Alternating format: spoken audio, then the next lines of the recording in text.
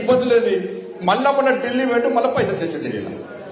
ఇక మళ్ళీ ఈ ఫార్ములా కేసు మాట్లాడుతున్నావు పై నుంచి కూడా మాట్లాడలేదు. ఇక నువ్వు కేసీఆర్ కొడుకు మీద విచారించమంటే ఇక గ్రీన్ కోర్ సంస్థ మీద విచారణ చెప్తున్నాడు. ఇది గ్రీన్ కోర్ సంస్థ మీద ఏసీపీ దాడులు చేశారు. మరి ఏం చేసావు ఏసీపీ దాడులు చేసి? అదొక పెద్ద సంస్థ, అనేక విషయాల్లో సమాజంకు ఉపయోగపడే కార్యక్రమాలు వాళ్ళు చేస్తున్నారు. ఇలా ఆ సంస్థ ద్వారా తెలంగాణ రాష్ట్రానికి ఆదాయం వస్తున్నది.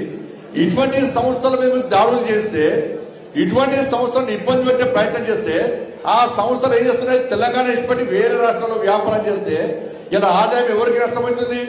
తెలంగాణ రాష్ట్రానికి ఆదాయం నష్టం జరుగుతుంది. ఇవాళ గ్రీన్ కోర్ సంస్థ నుంచి కాంగ్రెస్ పార్టీకి పైసలు ముట్టలేదా? చెప్పాలి. రేవంత్ రెడ్డి గారిని సవాల్ చేస్తున్నా, గ్రీన్ కోర్ సంస్థ నుంచి కాంగ్రెస్ పార్టీకి పైసలు ముట్టాయా ముట్టలేదా? ఇంతవరకు ఒక్క పైసా ముట్లే అని చెప్పి నువ్వు ప్రమాణం చేయి. కాంగ్రెస్ పార్టీ సవాల్ సిద్ధమా?